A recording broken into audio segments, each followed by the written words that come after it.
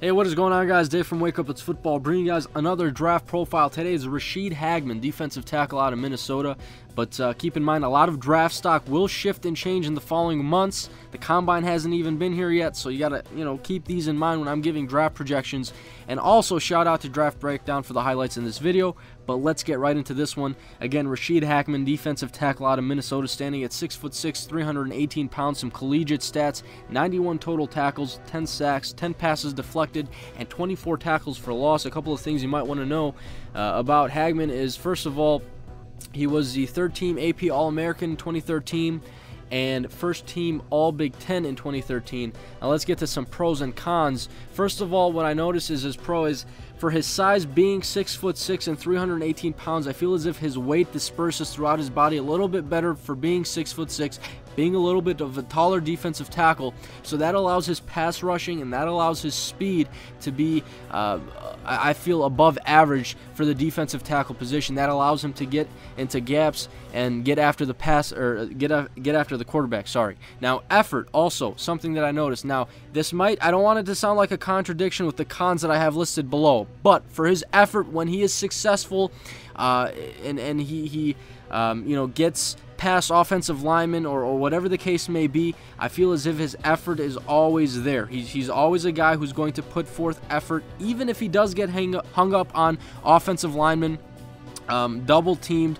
He's still going to try, and that's something I noted down. Now, injury history, something that you want to take note of if you're a general manager or a scout, is something that is very important, very crucial in the scouting process.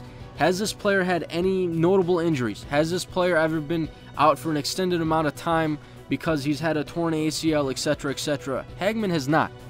He's definitely a player who has been healthy throughout his college career, and that's something you want to note down as well. His size, again, 6'6", 318 pounds, I think allows him to be a very successful defensive tackle at the collegiate level. Now, cons.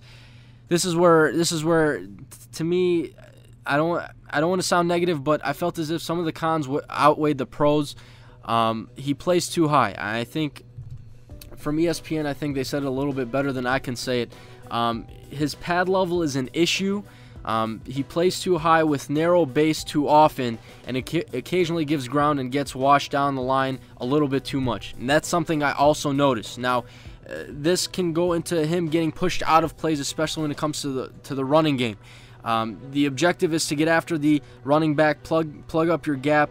Offensive guards are pushing Hageman to the left or to the right, and he's not really fighting them off. Also, he'll get pushed over and he'll get pushed to the ground, which is something that I found to be a little bit concerning.